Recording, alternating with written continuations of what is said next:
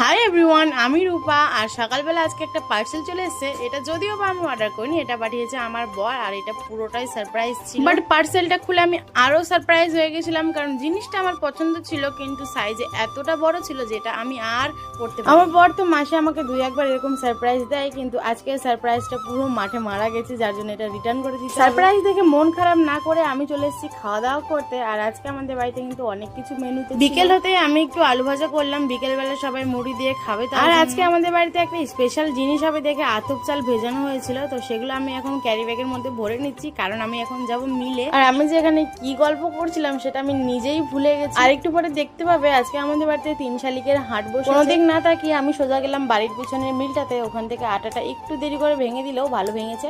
নিয়ে আসলাম বাড়িতে, এসে দেখছি মা মাছের ঝোল ভাত বানিয়েছে। আর এই যে দেখো 3 শালিক, মানে আমার মা, বড় মাসি, ছোট মাসি, তো 3 বোন অনেকদিন পরে এক জায়গায় হচ্ছে, তো নানা রকম গল্প করছে।